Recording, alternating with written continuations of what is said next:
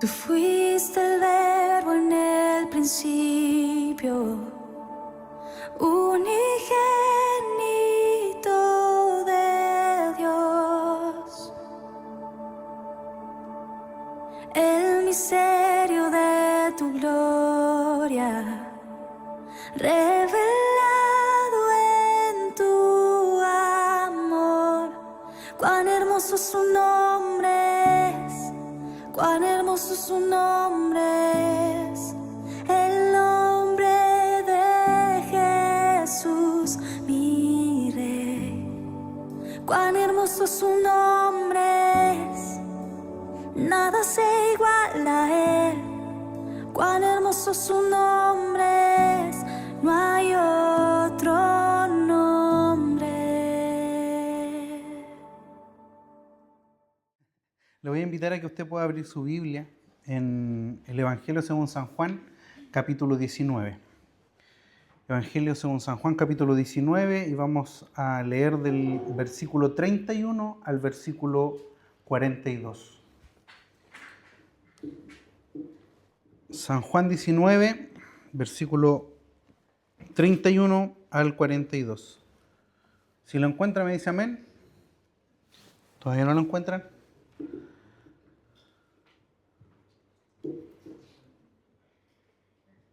Bien, ¿lo tiene? Amén. Le damos lectura en el nombre del Padre, del Hijo y del Espíritu Santo.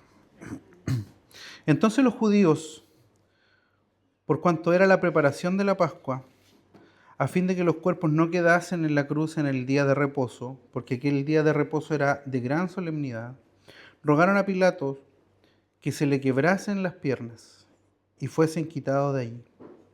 Vinieron pues los soldados y quebraron las piernas al primero y asimismo al otro que había sido crucificado con él. Mas cuando llegaron a Jesús, como le vieron ya muerto, no le quebraron las piernas. Pero uno de los soldados le abrió el costado con una lanza, y al instante salió sangre y agua. Y el que vio da testimonio, y su testimonio es verdadero. El que sabe que dice la verdad para que vosotros también creáis. Porque estas cosas sucedieron para que se cumpliese la Escritura. No será quebrado hueso suyo. Y también otra Escritura dice, mirarán al que traspasaron. Después de todo esto, José de Arimatea, que era uno de los discípulos de Jesús, pero secretamente por miedo a los judíos, rogó a Pilato que le permitiese llevar el cuerpo de Jesús, y Pilato se lo concedió. Entonces vino y se llevó el cuerpo de Jesús. También Nicodemo, el que había visitado a Jesús de noche, vino trayendo un compuesto de mirra y de aloes, como 100 libras. Tomaron pues el cuerpo de Jesús y lo envolvieron en el lienzo con especias aromáticas, según es costumbre sepultar entre los judíos. Y en el lugar donde había sido crucificado había un huerto, y en el huerto un sepulcro nuevo, y en el cual aún no había sido puesto ninguno. Allí, pues, por causa de la preparación de la Pascua de los judíos, y porque aquel sepulcro estaba cerca, pusieron a Jesús. Esta es palabra del Señor. Amén.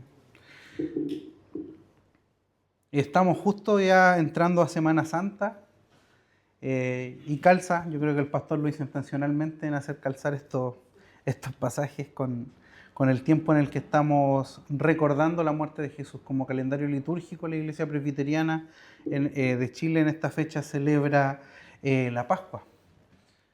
La Pascua, la muerte, sepultura y resurrección y ascensión de nuestro Señor. Hoy, como iglesia, como avanzada, como congregación, estamos parados ante este texto frente a la cruz y frente a la tumba de Jesucristo. Y quizás muchas tradiciones cristianas recuerdan estas fechas con lamentos. Hay algunos que tristemente quieren representar esto y se crucifican ellos mismos en muchos países. Otros se dan látigos en la espalda, otros peregrinan y caminan, no sé si es caminar eso, de rodillas por varios kilómetros, se arrastran, no lo sé. Pero nosotros como cristianos reformados nos enfrentamos al texto de otra manera. Este es un texto desafiante para nosotros como iglesia. Y es un texto que nos lleva a mirar la cruz y la tumba y mirar nuestras vidas, mirar nuestra congregación, en cómo nosotros estamos viviendo la historia del pueblo de Dios en este tiempo en que Dios nos ha puesto a predicar su palabra. Para nosotros esta fecha de recordar la Semana Santa es una fecha de gozo, porque la promesa que el Padre había dado miles de años atrás, allí en Génesis 3:15 a la mujer, más adelante en Génesis 12 y 13 a Abraham, la vemos concretarse en Jesucristo en la cruz. El Cordero que había sido prometido, ese Cordero perfecto, sin mancha y arrugas, muriendo por la salvación de su pueblo escogido, se está cumpliendo allí con Cristo en la cruz. En este tiempo en que esta congregación, San Carlos, está caminando en un proceso para ser una iglesia organizada, en preparar hermanos para que sean futuros oficiales y poder tener su propio consistorio, tomar sus propias decisiones. Es un tiempo y un pasaje en el cual el Señor nos llama a crecer en santidad, a crecer en doctrina, a crecer en el testimonio público que nosotros tenemos para con los demás. Este pasaje nos está diciendo hoy en día, la obra de Cristo es perfecta. Su muerte fue real, no es un mito. Está en la historia universal.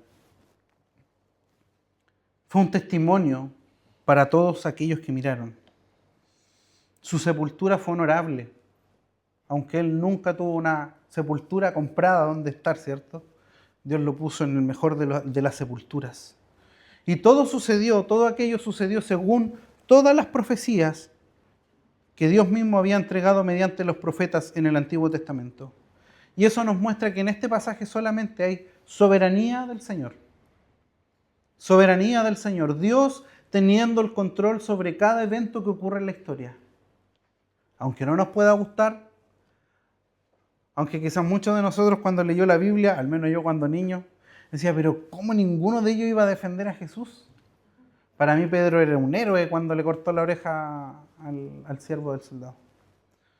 Decía, pero ¿cómo nadie libró a Cristo? Claro, porque no entendía que el plan perfecto del Señor se estaba cumpliendo en el sacrificio de Cristo. Mi libertad, mi salvación, tu salvación se estaban cumpliendo cuando Él era apresado, cuando estaba siendo castigado, cuando estaba siendo culpado y crucificado. Y esto nos lleva al primer punto. La realidad indiscutible de la muerte de Cristo.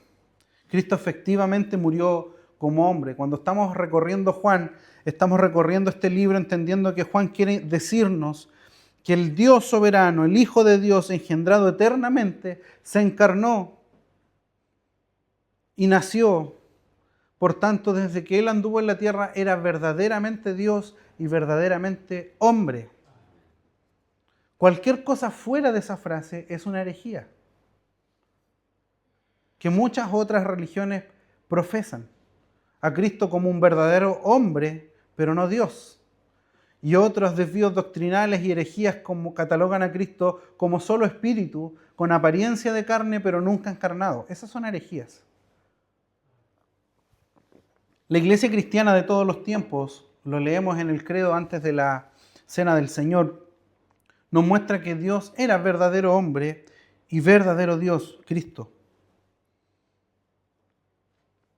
Los judíos eran personas obsesionadas con cumplir la ley, el Antiguo Testamento, de una forma literal.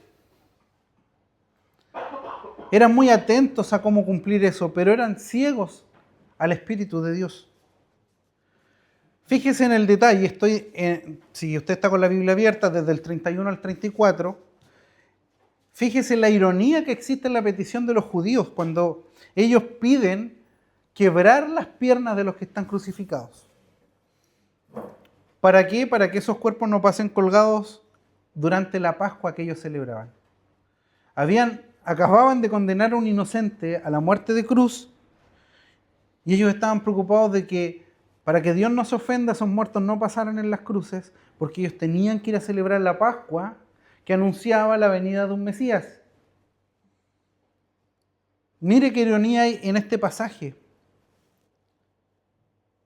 Los que no supieron reconocer al Salvador estaban muy apurados por cumplir la ley para que Dios no se ofendiera. Y estaban crucificando al Hijo de Dios delante de ellos.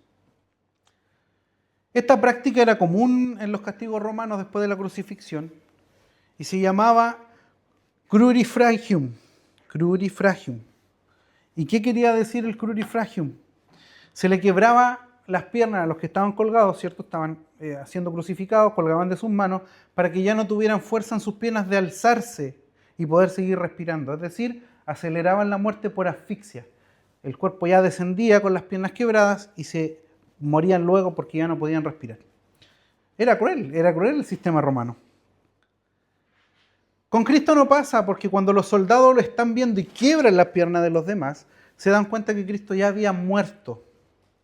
Para muchos teólogos liberales y para otros, no sé cómo llamarlo, no son teólogos, Cristo no murió en la cruz, simplemente cayó en un estado de tal, ¿cierto?, de adrenalina en su cerebro y otros químicos que finalmente él duerme casi al estado de quedar en una muerte súbita, pero nunca estuvo muerto. Y las escrituras nos están mostrando todo lo contrario, nos están diciendo que sí murió.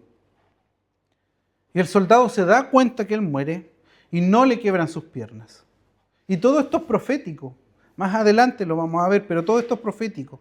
Entonces el soldado no hay otra cosa mejor que la versión NBLA, a diferencia de la Reina Valera, dice, lo atravesó con la lanza. Lo cruza con la lanza y al sacar la lanza, entonces brota de él sangre y agua. Curioso, ¿no?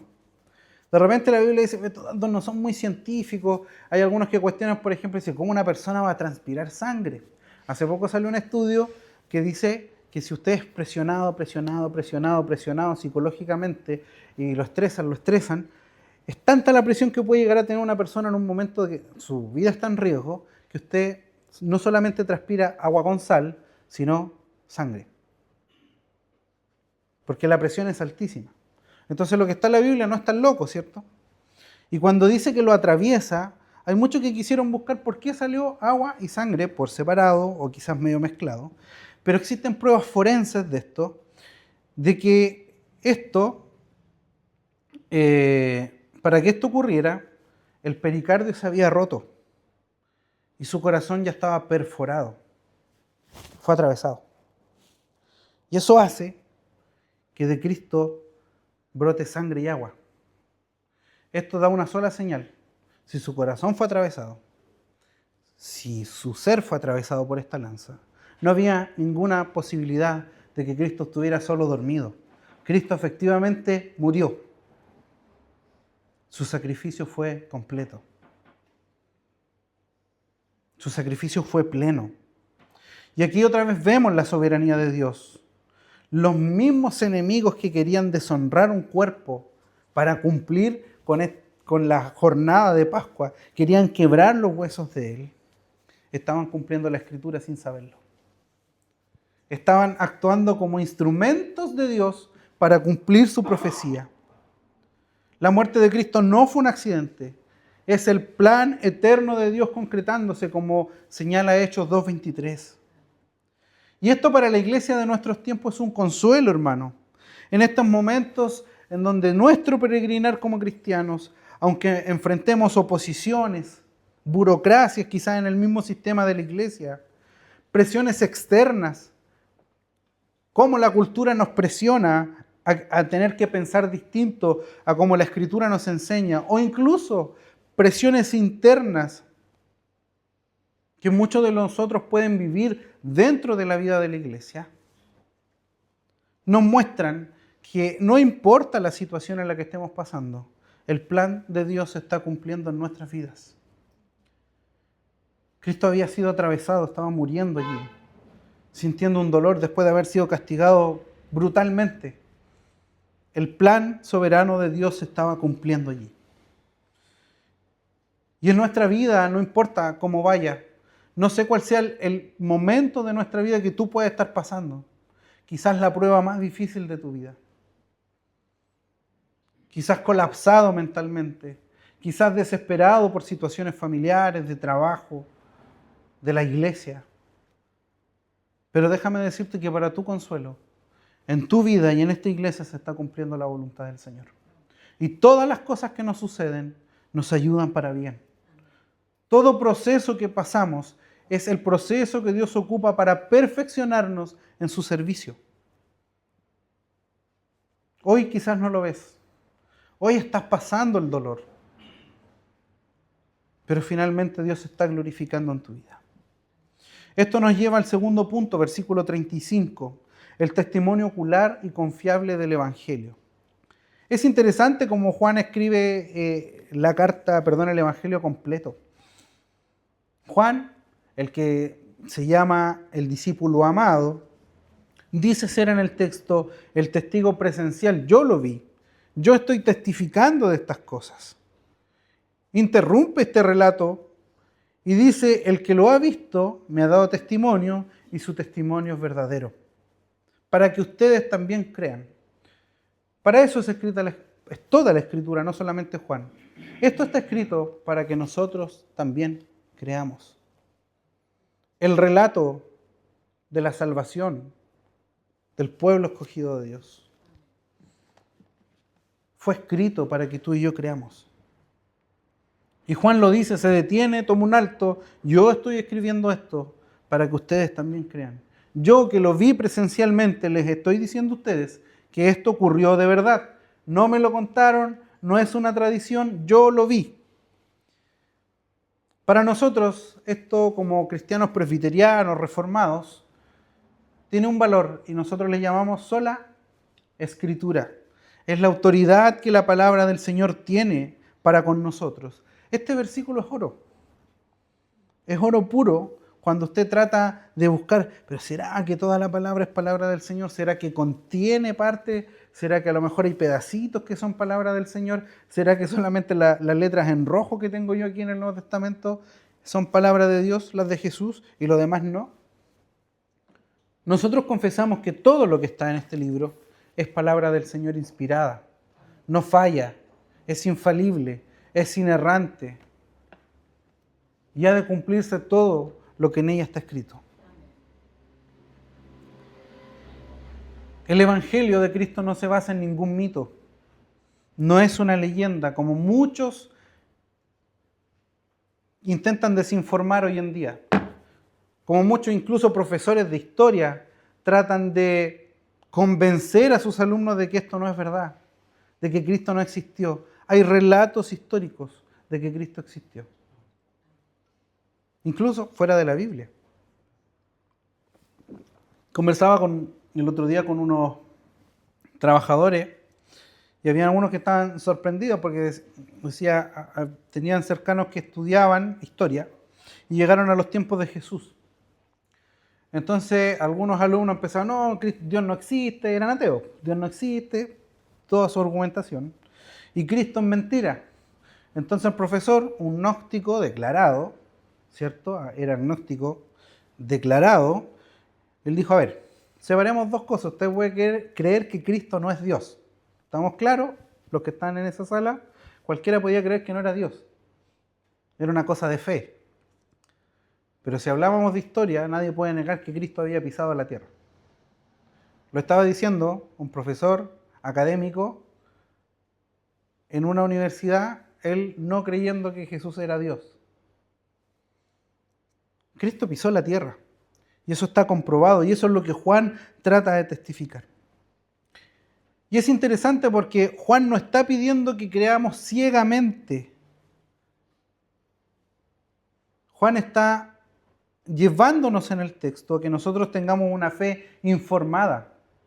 Yo creo en Jesucristo, un Dios encarnado, que hay testigos de que estuvo en esta tierra, de que fue crucificado, de que fue castigado. Eso está diciendo Juan. No te está contando una historia, un mito de lo que pudo haber pasado con Cristo. Está testificando de hechos que también están testificados fuera de la Biblia.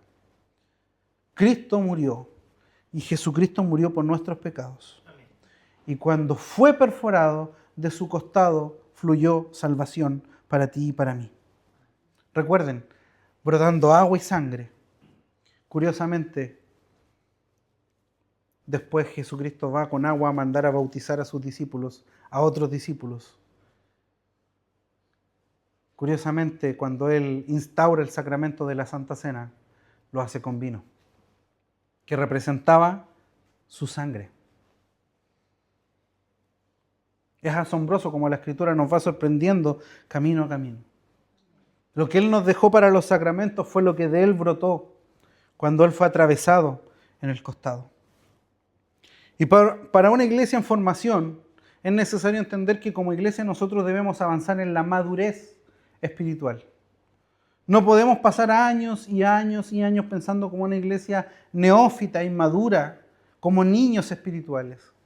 Los sermones no pueden ser toda la vida, como la misma Escritura nos enseña, como leche para bebés recién nacidos. Llega un momento que una avanzada necesita ser iglesia y necesita comer comida sólida, como usted lo hace con su niño cuando va creciendo. Ya el niño incluso solo deja la leche, ya no quiere más.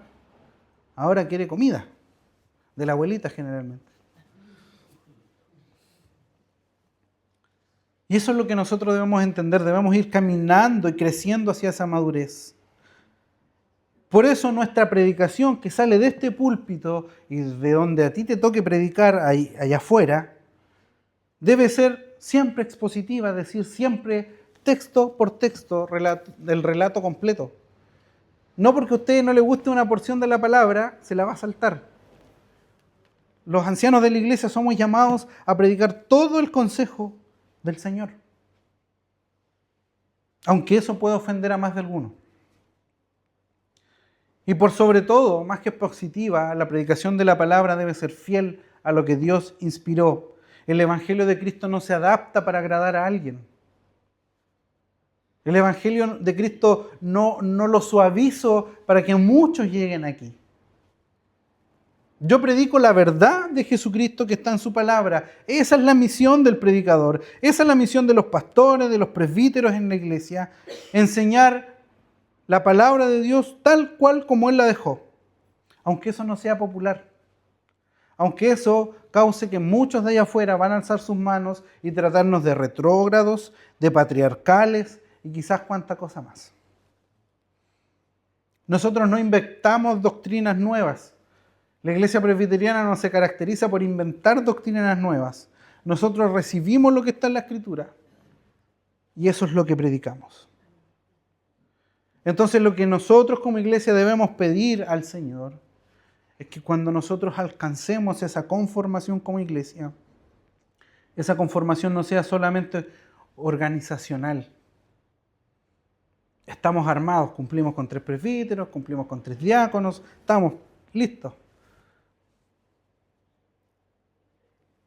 Lo que debemos pedirle al Señor es que cuando seamos iglesia, seamos capaces de predicar la verdad de Cristo sin alterarla. Predicarle al mundo que Cristo se encarnó, que Él murió, que resucitó y que hoy está sentado a la diestra del Padre, que su reino se ha acercado y que falta poco, muy poco, para que Él regrese y venga a buscar a su pueblo escogido, a ti y a mí. Recuerda, iglesia querida, no somos llamados a adaptar el mensaje de Cristo.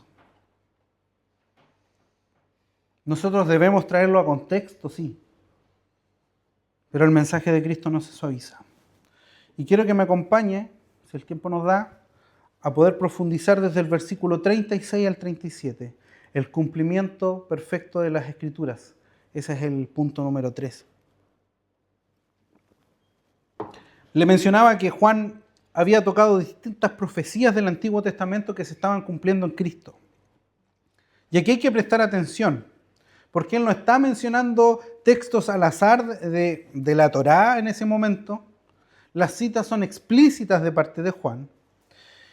Y en la teología reformada nosotros confesamos, como les decía, que la Escritura es infalible. Por ende, Dios estaba cumpliendo esas profecías y Juan las toma inspirado por el Señor y dice, esto es, y lo pone. Primero veamos, versículo 36 dice, no será quebrado hueso suyo. Juan cita directamente aquí, porque esto sucedió para que se cumpliera la Escritura, dice. Estoy leyendo en la NBLA. No será quebrado hueso suyo. Si usted quiere anotar, después lo revisa en su casa y va a Éxodo 12:46 y a Números 9:12, el cordero pascual que Dios demandaba que debía ser sacrificado por los pecados, se demandaba que no se le quebrara ningún hueso. Dios no aceptaba un cordero sucio, ni manchado, ni con huesos quebrados, ni con la orejita chueca, ni sin un ojito.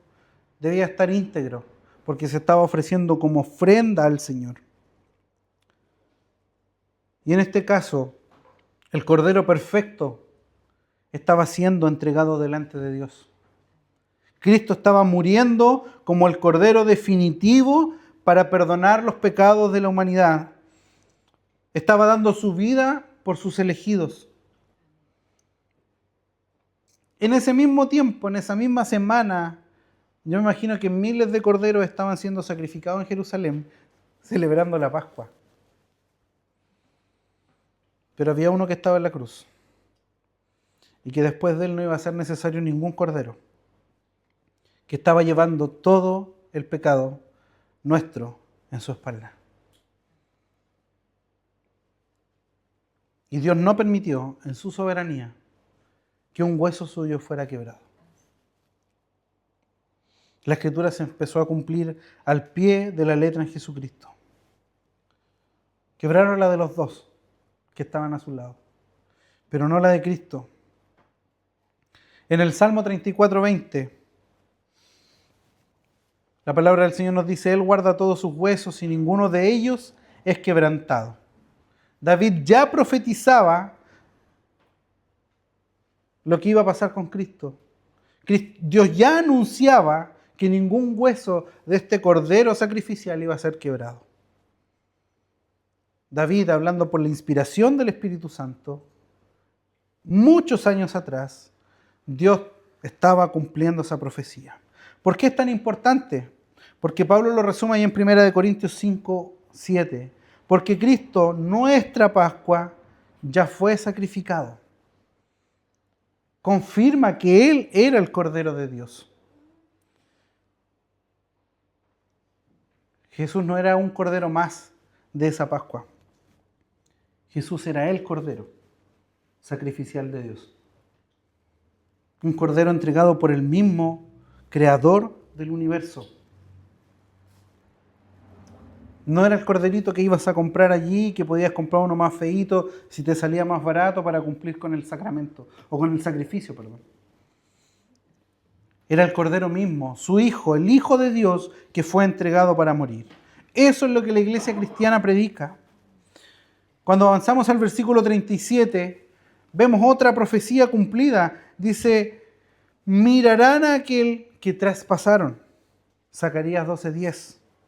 Escrito 500 años antes de la muerte de Cristo. Y el contexto es asombroso porque el profeta está describiendo que un día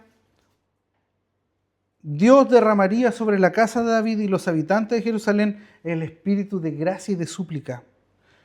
Y ahí dice entonces: mirarán al que traspasaron y harán duelo por él como por un hijo único. 500 años antes, lo que Juan está mencionando se estaba cumpliendo en Cristo. No fue quebrado hueso suyo, iba a ser traspasado. Dios cumpliendo sus profecías. Y en esto hay un cumplimiento escatológico que nombra a Zacarías. Porque un día, dice él, Israel reconocerá a su Mesías traspasado y se arrepentirá. Hasta el día de hoy todo Israel no reconoce a Cristo como el Salvador del mundo. Juan, al citar esto, nos está diciendo: ya comenzó ese cumplimiento. Ahora muchos tendrán que reconocer que este Cristo era el Hijo de Dios. Aquel que murió realmente, que derramó sangre y agua, era aquel que fue anunciado en el Antiguo Testamento. Y esto muestra unidad en la Escritura. Nadie pudiera decir entonces que el Nuevo Testamento no es inspirado o no tiene nada que ver con el Antiguo Testamento. Estamos viendo que hay un solo relato que después de 500 años se está cumpliendo en la historia de nuestra humanidad. Cristo es el Mesías. Y hay otra profecía que se cumple, versículo 38 al 42. No lo cita explícitamente, pero el Espíritu Santo lo está cumpliendo, Isaías 53, 9. Y habla este pasaje del siervo sufriente. Se le asignó su sepultura con los impíos, pero con los ricos fue su tumba. Eso escribió Isaías mucho tiempo antes. Y precisamente fue ahí donde fue sepultado. José de Arimatea era un hombre bastante adinerado, era un hombre rico y era respetado también en el Sanedrín, como vemos en Mateo. Nicodemo, la otra persona que ayudó, también era muy influyente. Y de hecho la fortuna que trae Nicodemo es impresionante. Acá habla de libras en la Reina Valera, pero lo que él trae son 33 kilos de mirra con aloe. Que eso hoy en día costaría varios millones de pesos. No es que fue a comprar una colonia inglesa y le echaron, ¿cierto? Ahora, claro, ahora. Trajo los mejores de los mejores olores para poner en el cuerpo de Cristo. Una millonada de plata. Y él no lo sintió. Fue, las buscó y trajo 33 kilos de esta mirra. Eso es providencia soberana del Señor. Los mismos hombres que temían estos dos hombres servían en secreto a Jesús. Eran del Sanedrín, le tenían miedo a los judíos. Pero después de esto algo pasa en ellos, van, piden el cuerpo de Jesús, traen sus riquezas, lo sepultan, como era la tradición judía. Y ahora valientemente actúan porque esa cruz los transformó. Dios usó sus riquezas y sus posesiones para cumplir la profecía de que Cristo sería sepultado con los ricos. Y aquí hay algo que quiero que me preste atención, porque hay un dato muy curioso. Habla de sepulcro y que esa tumba, que ese sepulcro estaba en un jardín. En la tumba de Cristo no había sepultado nada, no había sido sepultado nadie. Y a su vez había un huerto. ¿Le recuerda esos Génesis? Y a mí me recuerda las palabras de Pablo. Porque por un hombre entró el pecado a este mundo, la muerte. Pero por Cristo, este nuevo Adán, nosotros hemos sido perdonados, la obra ha sido consumada. En el mismo huerto, en un huerto donde Adán trae la muerte y la perdición, ahora en un huerto, mediante su muerte, Cristo está trayendo la salvación a toda la humanidad. Dios tenía el cuidado de hasta el más mínimo detalle. Había un huerto allí y el nuevo Adán estaba muriendo por el pecado del antiguo Adán. En el Edén, donde todos nosotros morimos junto con Adán, ahora en este nuevo jardín donde Cristo muere, todos somos llamados a vida eterna. Todos hemos sido perdonados en el sacrificio consumado de Cristo. No hay casualidades en la Escritura. No hay casualidades en el libro de Juan. Juan está teniendo el cuidado de nombrar, inspirado por Dios, todo aquello que es necesario para comprobar que la venida de Cristo es verdadera. Es el Espíritu Santo de Dios dirigiendo cada evento que estaba ocurriendo. Nada fue dejado al azar. La Biblia para nosotros debe entonces ser, hermanos, 100% confiable. Porque Dios no deja cabos sueltos en tu vida. Ni aunque parece ese detallito que en tu vida Dios se le olvidó, ese detallito Dios lo puso ahí por algo. Se está cumpliendo la voluntad del Señor. Y su palabra de Dios se va a cumplir, su profecía se va a consumar. Y así como Él dijo que Cristo iba a venir a morir y iba a ser sepultado con los ricos, Él también, me imagino lo verán en los siguientes sermones, profetizó que iba a ser levantado de los muertos. Y es por eso que también creemos que está sentado a la diestra del Padre. Para comenzar a finalizar, pero no para finalizar. Esto nos lleva a varias aplicaciones a nuestra iglesia, hermanos. Confianza absoluta en la soberanía de Dios.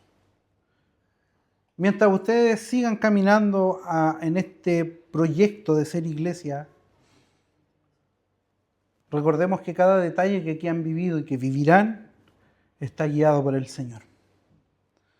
Nada en nuestra iglesia, ni los trámites, ni las oposiciones, ni incluso cuando el crecimiento es lento, escapan del control de Dios. Todas las cosas nos cooperan para bien. No sé cuál es el proceso que deberán vivir en los próximos meses. Les decía hace un rato, no sé cuál es el proceso que estás viviendo hoy en día. Pero sí puedo decirte de que Dios está haciendo todas las cosas perfectamente para ti. No hay nada que puedas hacer o que puedas dejar de hacer para alterar la voluntad del Señor. Como segunda reflexión, podemos ver que nosotros podemos tener una fe madura como cristianos basadas en hechos y no en emociones. Por eso muchos nos llaman los fometerianos, ¿cierto? O los refrigerianos, porque somos súper apagados. Pero hemos entendido que la fe de nosotros no es por sentimientos. No es por, hoy día me siento bien. Hoy día me siento de ánimo de ir a la iglesia, el otro domingo no me siento con ánimo de ir a la iglesia. Usted con ánimo o sin ánimo se congrega igual, porque entiende que está adorando a su Salvador y Señor. Entiende que no necesitamos alborotarnos aquí en el culto para demostrar que Dios está presente, porque nuestro Señor sí está presente.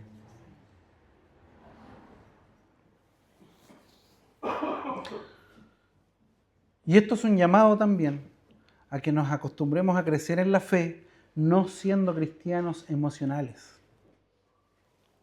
sentimentales, sino hermanos maduros, que hemos sido llamados a servir a nuestro Señor con altura de miras, dejando todo de lado por servir a Cristo, mirándolo solo a Él. Y a veces para uno es difícil dar ejemplo en ciertas situaciones, pero después de lo vivido como cristianos es necesario enseñarle a la iglesia siempre. Usted no le sirve a un consistorio. Usted no le sirve a un pastor. Usted le sirve a Cristo.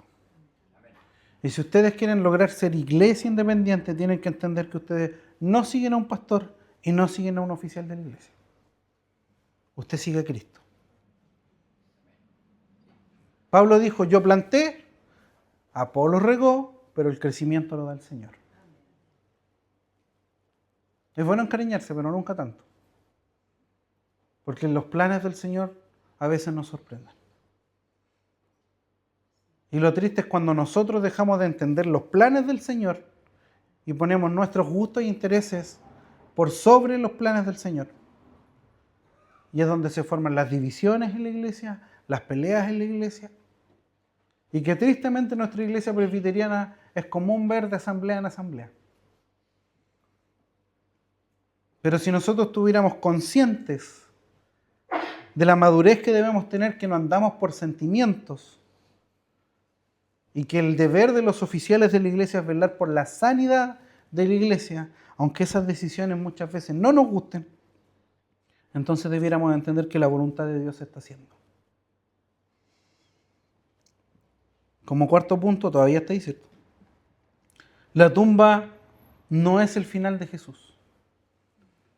Era otro paso más para mostrar su gloria. Fue sepultado y al tercer día fue resucitado. Y aún más, el caso de Cristo no termina con la resurrección de Cristo, sino que Él, después, antes de ascender, confirma la misión de la iglesia de anunciar el Evangelio a toda criatura. Cristo nos impulsa a ser misionales en llevar el Evangelio donde quiera que estemos, no solamente en el púlpito. Porque no es trabajo solo del pastor y de los presbíteros el predicar el Evangelio. Es deber de cada uno. Fíjese que la iglesia no crece por el predicador que está acá. La iglesia crece y llegan más personas por los predicadores que están sentados en esas bancas. Los oficiales se preparan, se capacitan, estudiamos. pero usted es el encargado de escudriñar las Escrituras y de predicarle a otros de Cristo. Para terminar, ahora sí para terminar.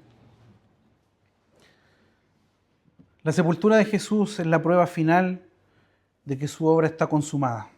Todo se cumplió. La Pascua se completó, ya no hay más Pascua. Los judíos todavía algunos siguen celebrando y celebran su Pascua. La Pascua se cumplió en Cristo. El Cordero ya fue inmolado y fue sepultado, y ahora por su resurrección nosotros tenemos vida. Si hoy hay alguien que aún no ha creído de todo corazón en Jesucristo, no has creído que Cristo de verdad vino, verdaderamente Dios, verdaderamente hombre, que fue muerto y sepultado por tus pecados, déjame llamarte a creer. Déjame invitarte a confiar en Jesucristo como tu Salvador. Cree en Cristo como tu Señor y Salvador y serás salvo tú y tu casa. Si aún hay dudas en ti, yo pido al Señor que Él plante una fe genuina y de salvación en tu corazón. Si hay alguien que en esta iglesia no esté sirviendo a Cristo como Cristo es digno de ser servido, entonces este sermón es un llamado a analizarnos a nosotros mismos, dejar las excusas de lado y comenzar a servir íntegramente y fielmente a nuestro Señor. Sin excusas. Sin excusas. Conversábamos ayer con una hermana y hay hermanos que creen que la iglesia funciona solo el domingo. No estoy hablando de acá, estoy hablando de... Yo soy de la fuente. Echémosle la culpa a la fuente hoy día. Cuando predique esto ya le voy a echar la culpa a ustedes. La iglesia no funciona solo el domingo.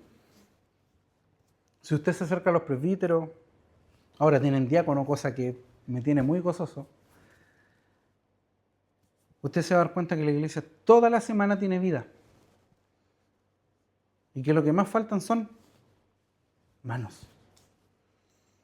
No nos acostumbremos a ser una iglesia que crezca y se establezca siendo iglesia de consumidores. En la semana hago mi vida, llego el domingo a la iglesia, me siento, escucho, me paro, saludo, me voy y toda la semana es lo mismo. La iglesia requiere mucho trabajo y si tú deseas que esta iglesia crezca en el Señor, entonces es necesario que nuestras manos estén disponibles, nuestros recursos estén disponibles. Nuestros dones, nuestros talentos, nuestra inteligencia esté disponible toda la semana para servir al Señor. Porque la iglesia funciona todos los días del año. O sea, me da pena ver al pastor cansado, me da pena ver al presbítero, al diácono cansados. ¿No los quiere ver cansados? Bueno, los va a ver igual cansados. Pero no los quiere ver cansados, colabore. Disponga su tiempo, sus talentos en el servicio a la obra del Señor. Este es un llamado para nosotros como iglesia a alcanzar esa madurez, a levantarnos de una vez por todas como lo hizo José y Nicodemo, y sin miedo, a servir públicamente a Cristo. Confiemos en el Señor, confiemos en el plan que Él tiene para San Carlos. Prediquemos fielmente su palabra, porque el mismo Señor que cuidó el cuerpo de su Hijo ahí en la tumba, cuidará de su cuerpo la iglesia, nosotros, hasta que Él venga, para que nosotros cumplamos su misión. Que el Señor sea toda la honra y la gloria por los siglos de los siglos.